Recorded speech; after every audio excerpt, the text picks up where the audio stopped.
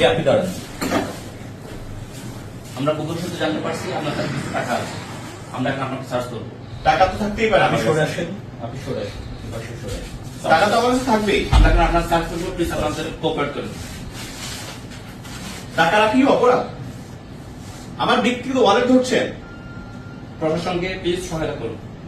দেখুন টাকা, আমার ব্যক্তিগত ওয়ালেটেও টাকা থাকবে। আপনি চুপ থাকেন। আরো টাকা পাইলাম। সার্চ করেন। টাকা রাখার জন্য সার্চ করা হচ্ছে, এটা কি ধরনের আচরণ? নির্বাচনের আগের দিন আপনার কাছে এত টাকা, আরো কিছু টাকা। আমি একজন ব্যবসায়ী, টাকা আমার কাছে থাকবে স্বাভাবিক। নির্বাচনের আগের দিন আপনার এইভাবে টাকা থাকাটা কাম্য না এবং এটা আইনত আপনার অপরাধ। আপনি এটা অপরাধ। চাঁদাবাজি করবেন, আপনি খুন করবেন, গুম করবেন, অস্ত্র থাকবে আপনার কাছে। নির্বাচনের আগে না অস্ত্র থাকবে।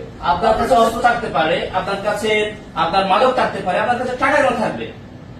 আপনি জানেন না টাকা রাখা অপরাধ? না, এটা আমি আপনি জানতাম চিনতে না। রাখবেন, অ্যারেস্ট করেন। আমি জানি যে বাংলাদেশে টাকা নিয়ে চলাফেরা করা আপনি আর বৈধ। কোনো কথা বলবেন না, অ্যারেস্ট করেন। আপনি দেশের আইন লঙ্ঘন করছেন, আপনাকে আমরা অ্যারেস্ট করতে বাধ্য হলাম। চলুন।